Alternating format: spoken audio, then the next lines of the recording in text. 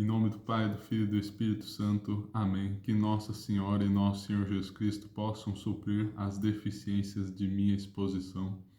Então, meus caros, é com muita alegria que anuncio o lançamento do livro Comentário às 15 Orações de Santa Brígida, meditando a Paixão de Cristo. Mais um lançamento pela editora Assunta, meu primeiro livro. Desde criança eu sempre tive o sonho de ser escritor e agora eu pude realizar esse sonho, esse desejo que já vinha há bastante tempo. A ideia de escrever esse livro veio de quando eu conheci as 15 orações de Santa Brígida, conheci por volta de 2017 ou 2018, foi mais ou menos nessa época. E vou comentar as promessas que vêm junto dessa oração frequentemente, né? Já vou comentar essas promessas e com mais detalhes. Mas vinham as promessas de confessar 15 dias antes da morte, tirar 15 parentes do purgatório, converter 15 parentes, coisas do gênero aí, né? Se você rezasse as orações de Santa Brígida por um ano, então fiz a promessa a Nosso Senhor Jesus Cristo que se eu cumprisse essa meta aí, eu ia lançar um livro. E graças a Deus consegui finalmente lançar esse livro. Tem 148 páginas sobre a paixão de Nosso Senhor Jesus Cristo. É um livro simples, mas modéstia à parte, creio que bastante profundo. Me baseei em Santo Afonso, Santo Tomás de Aquino, Antônio Royo Marinho e Fulton Sheen para fundamentar os comentários bíblicos. E há citações abundantes da Suma Teológica. Então é bem fundamentado, mas eu não acho que seja um estilo muito seco, muito excessivamente teológico, mas também é um livro com um toque de piedade, né? Até me inspirando no estilo de Santo Afonso, né? Que tinha uma teologia profunda, mas também ao longo de seus livros ele ia fazendo vários atos de afeto e amor a Deus. Então eu acho que é uma escrita equilibrada. Quais são os pontos gerais do livro, né? Tem as 15 antíteses, que são, que ao meu ver constituem a espinha dorsal da oração, né? Isso estava implícito nelas. Então, as 15 orações possuem esse caráter bastante antitético, o que é comum na Sagrada Escritura também, que mostra e tenta apontar a Deus por meio de contrastes, que é uma maneira muito boa de se expor o mistério, porque, em primeiro lugar, há uma certa analogia entre o Criador e o criado, contudo, é preciso, em segundo lugar, apontar o abismo que há entre os dois. Então é um modo comum de se expressar da Sagrada Escritura, de muitos autores espirituais, e também é bastante o estilo das 15 orações. Então cada oração tem uma antítese, tentei registrar isso. Na primeira, doçura e amargura; na segunda, medida e desmedida; na terceira, o médico e o doente; quarto, liberdade e prisão; quinto, serenidade e agonia; sexto, amabilidade e repugnância; sétimo, fonte transbordante e seca; nono, júbilo e angústia; décimo tudo e nada, 11ª miséria e misericórdia, 12 unidade e multiplicidade, 13ª força e fraqueza, 14ª esplendor e obscurecimento, 15º vicejante e mirrado. Então, por exemplo, só para vocês terem uma noção, né? Na quarta oração, a liberdade, a prisão, fala que nosso Senhor Jesus Cristo é a liberdade dos anjos, né? E veio trazer a nossa liberdade. E contudo ele se fez preso por nós, foi acorrentado, amarrado e preso e também preso na cruz. Então vejam só que coisa digna de estudo, né? Deus, que era o mais livre, fonte de liberdade, se fez preso para a nossa salvação. Então é mais ou menos nessa lógica que anda a oração, né? Nesses contrastes.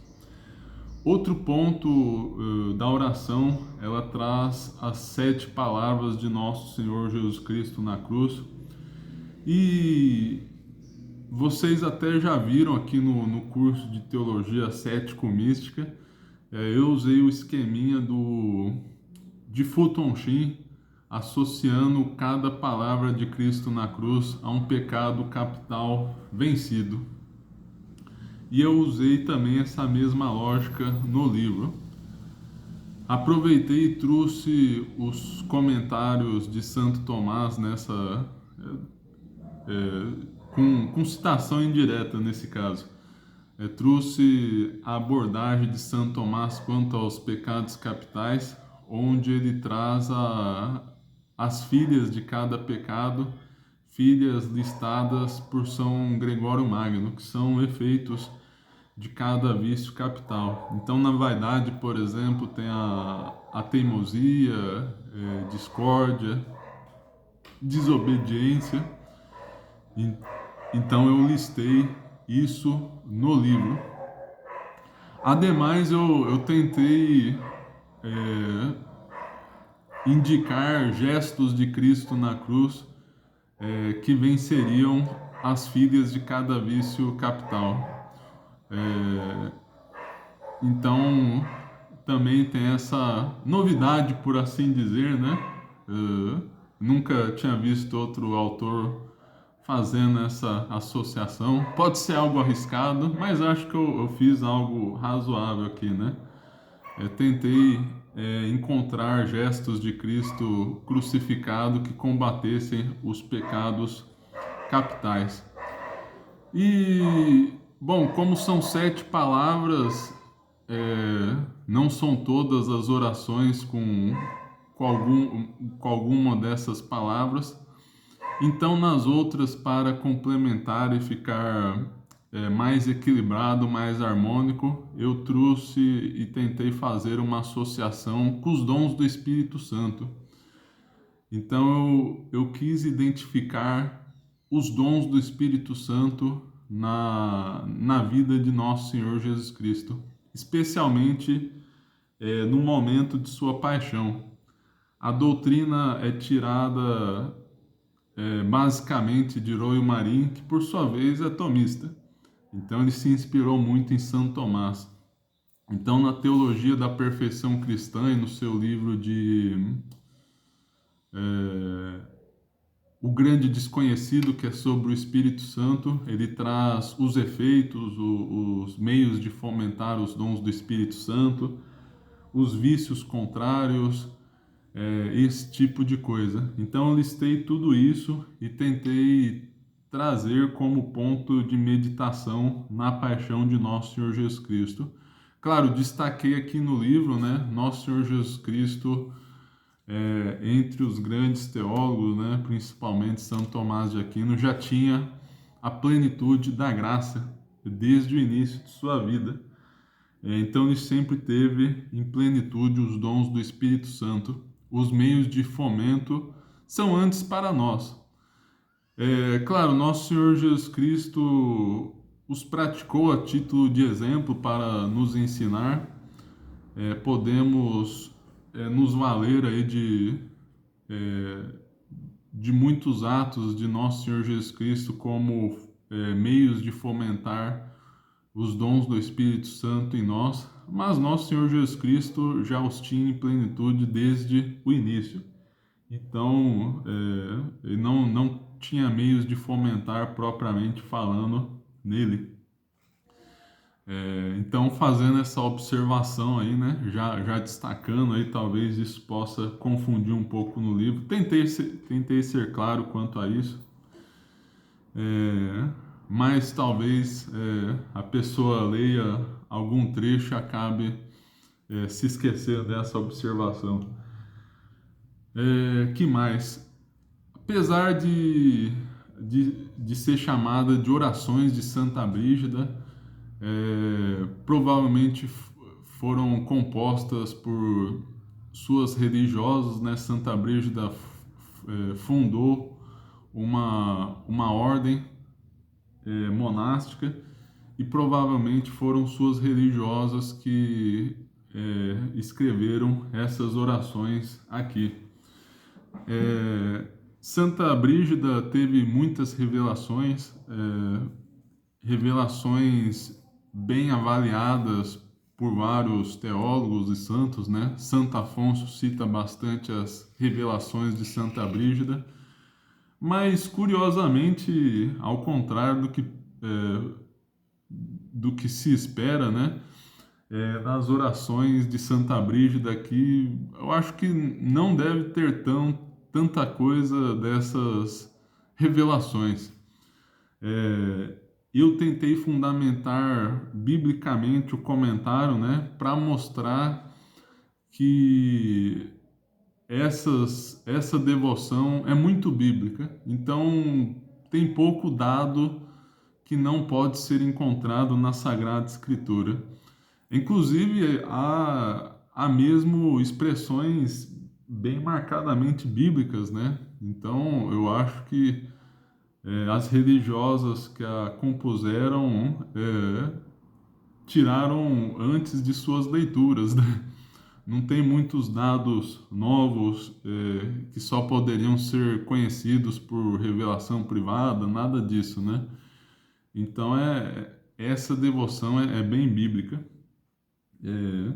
Se bem que também nas revelações privadas nada obsta que Deus tenha infundido e revelado aí a coisa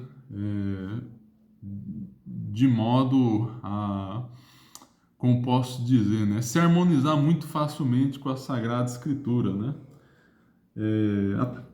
As boas revelações nunca contrariam a Sagrada Escritura e podem ter sido ainda bem, como posso dizer, né? A pessoa pode ter um conhecimento especial até mesmo da letra da Bíblia, né? Enfim, né? Claro, essas revelações são aprovadas pela Igreja, né? Como falei, revelações tradicionais, né? Mas destacando que a devoção aí presente das 15 orações é bem bíblica. Quanto às promessas, eu comentei lá na introdução do livro, elas foram condenadas aí qual que é o órgão mesmo? Acho que foi pelo Santo Ofício mesmo. Não há comprovação das promessas que acompanham as 15 orações. Essas promessas são veiculadas com muita frequência com a sagrada, com essa devoção, né? Aqui eu achei. Mário Crovini, notário da Suprema e Sacra Congregação do Santo Ofício. Isso foi em 1954. Então pede para que as promessas das orações de Santa Brígida não sejam divulgadas, porque não há comprovação da sobrenaturalidade delas. Quanto às orações, sim, elas são aprovadas pela Igreja, circulam há séculos e não tenho notícia de que tenham sido proibidas, né? Só vi essa nota aí condenando as promessas. Porque é coisa muito séria, né, gente? A Sagrada. Porque se consideramos como reveladas falsas promessas, podemos descredibilizar a nossa santa religião. Então, é muito importante ter alguma credibilidade aí, né? Sinais fortes ou confirmação da igreja, né? E não parece ter nada disso, né? Não é possível retornar no tempo e encontrar a origem dessas promessas em específico aí, né? Pelo que eu tenho notícia aí, né? Que muitos têm notícia, não estão ligadas às revelações de Santa Brígida, né?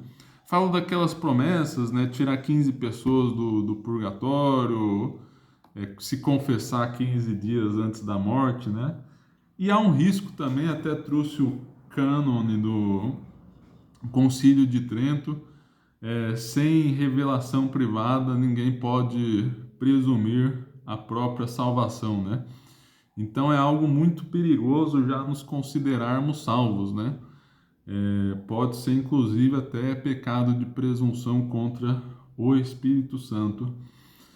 Então temos que ter muito cuidado com esse tipo de promessa, né? Então fiz esse esclarecimento, né? Inclusive até curioso porque a promessa do livro foi justamente porque eu tinha crença aí nessas promessas, né? Quando rezei na primeira vez, mas resolvi escrever o livro de qualquer maneira, né? Nem sei se a promessa ainda valia porque tinha essa condição. Decidi escrever de qualquer maneira, já aproveito e desfaço essa confusão, né? Então, quando você for divulgar as 15 orações de Santa Brígida, por favor, não coloque as promessas que elas não já foram condenadas pela Igreja num passado recente, em 1954. Não há comprovação de sua sobrenaturalidade. E elas podem, como eu disse, né? Esse negócio de se considerar salvo é bastante perigoso. Então, a pessoa pode rezar por um ano e depois, sei lá, se entregar ao pecado, pensando que não tem mais como se perder, né? Então é muito perigoso esse tipo de coisa, precisamos tomar bastante cuidado. Então é isso, meus caros, agradeço aí a vocês, link na descrição. Estou vendendo pela editora Reclese e outros parceiros da SEDET. Por favor, comprem e divulguem meu livro, rezem por mim. E em breve no canal eu colocarei as 15 orações de Santa Brígida com minha tradução. Esqueci de mencionar esse detalhe. No livro eu trouxe a minha tradução, uma tradução bem literal. Tentei imitar bastante o estilo latino e também coloquei o original, possivelmente original, né? Que também não sabemos exatamente as origens dessa devoção. Já tinha lá no século XVI, mas a origem exata não sabemos. E coloquei cotejado no livro, né? Então vocês poderão ler em latim, rezar em latim, melhor dizendo, né? E depois verem em português. E ficou. Tentei imitar bastante o estilo latino, inclusive deu quase o mesmo tanto de caracteres, é uma coisa impressionante, né? Eu quase o mesmo tanto. E deu o mesmo tanto de linhas, né? Do português e do latim. Então, para dizer que ficou bem similar, porque nas outras traduções as pessoas tentavam explicar o texto latino, né? Eu deixei mais obscuro mesmo, tentei não explicar nada E também tentei imitar a ordem latina aí, né? Então, tem a ordem das frases tá bem invertida em comparação com o nosso português, né? Mas achei interessante fazer isso, né? É, dá mais uma cara de mistério, de elevação, e também tem a finalidade de fazer vocês aprenderem a oração em latim mesmo, né? Então, sendo bem ao pé da letra aí, ajuda melhor a decorar e entender a oração latina. Então é isso, meus caros, muito obrigado. Vejam o link na descrição aí, rezem por mim e até a próxima. Em nome do Pai, do Filho e do Espírito Santo. Amém.